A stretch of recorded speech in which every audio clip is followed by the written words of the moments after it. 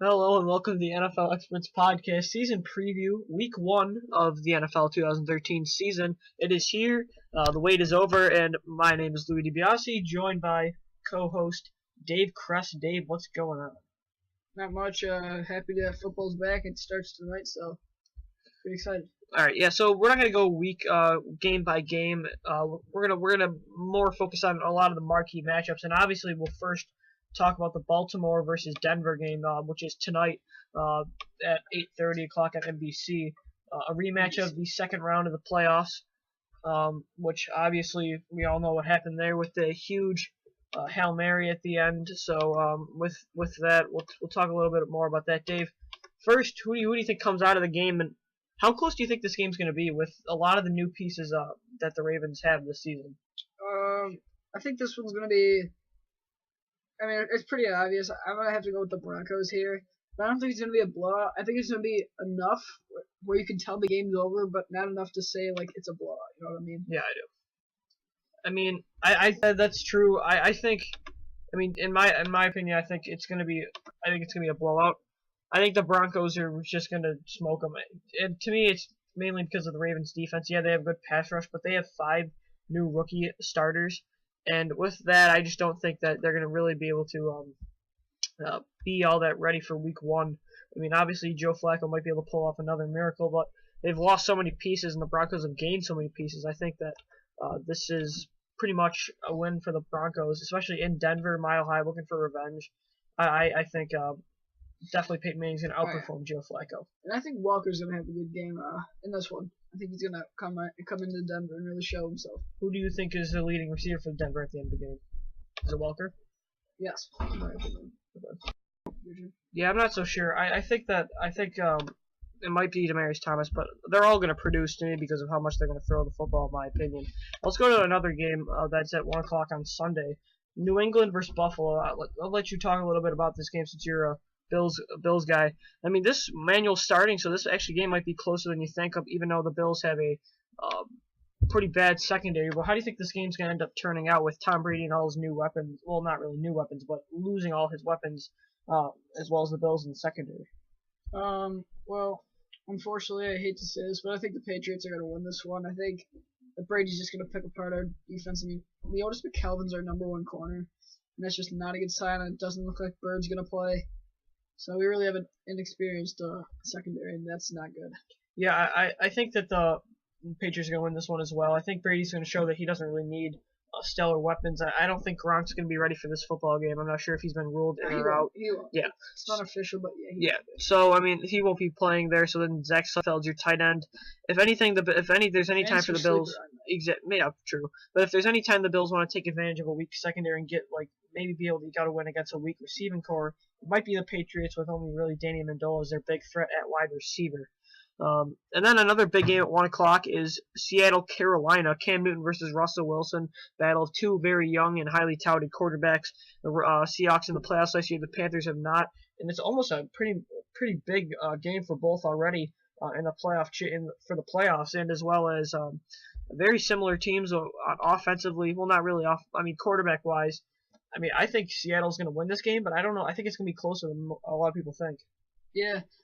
I don't think it's going to be a real close game. I think the Seahawks are going to win this one with ease. Yeah, maybe not a huge blowout, but really not a doubt in my mind that the Seahawks will win it. I think Carolina's defense, I think it's going to be much improved. I think they have one of the best linebacking cores in the league, as well as I think the Quentin Michael signing, the veteran safety, formerly an Eagle and St. Louis Ram, is a pretty big pickup after losing Chris Campbell's. So you have a veteran in the secondary. I think Seattle's going to win this game as well, but I think it's a pretty big game for Carolina as well for the playoffs. I mean, obviously it is only week 1. I agree with you. Seattle's going to win. I think it's going to take a little bit of time for Cam Newton and the Panthers to get back. Hopefully they don't get into another slump like they did last year. But I think it's going to be a really good game to watch, and I think both defenses are very good. Would you say that the Panthers are the second best linebacking core? Clearly the 49ers is the best. Yeah. What would you say number 2 for them? Yeah, I would say so. Because I think John Beason, if he's healthy, could actually be a really good linebacker. We just don't know because he's never stayed healthy. And then we all know about Luke Kuechly. And then Thomas Davis is a veteran guy that really I think has been underrated throughout his entire career. He's getting old too, though. Exactly. But, I mean, as of right now, they're still a very productive core. With Kuechly in the middle, of course. Oh, yeah. Kuechly's one of the best middle linebackers in the league. Yeah. And then there's the Bengals for Chicago. I mean, I think the Bengals get that win. Do you agree with this? Yeah, it's going to be a good game. Interesting to watch, so. Yeah. And then Miami-Cleveland is kind of interesting. A battle of two 2012 first-round draft picks in Tannehill and Whedon. I think I like the Dolphins in this game based on the newly improved defense. Yeah, I agree with that one. I really don't like the Browns this year. I don't know why people. I think people are overhyping them just because of what they did in the preseason. But it's preseason, really. How much can you take from that? Preseason doesn't really. Well, I'm taking it off of what I saw from the end of last season. That's what I'm taking it off of. But I don't think they're a playoff team, though. I mean, but then with that game, and then you got Minnesota versus Detroit is actually a pretty good divisional rivalry game. That's actually going to mean a lot. I like the Lions in this game with a newly improved defense, and I think really the Vikings are not going to get much on offense other than Adrian Peterson running the football. Oh yeah, definitely.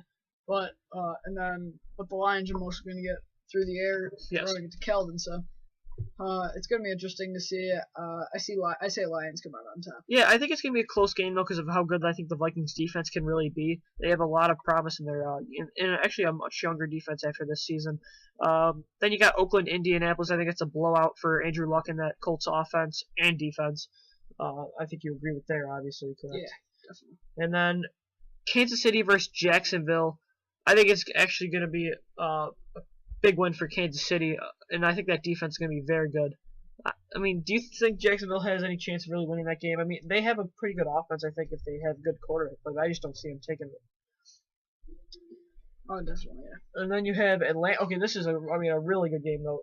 Probably, I kind of don't like the division matchups early. I mean, I guess it brings excitement to the beginning of the season, but Atlanta, New Orleans could mean a lot, and that's at 1:00.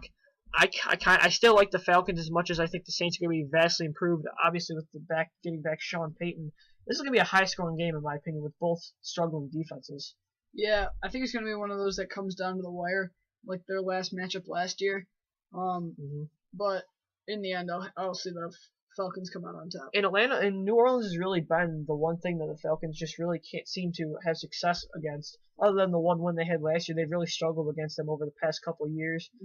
I mean, Matt Ryan's gonna have to outplay Drew Brees because it's gonna be a shootout. It's gonna be a really fun game to watch. Yeah, but he also has better help. So. Yes, true. But and then Robert Meacham's back in New Orleans. Better than Julio Jones in Roddy White. Yeah, I know. So and then Tampa Bay versus Jets. I mean, come on, right?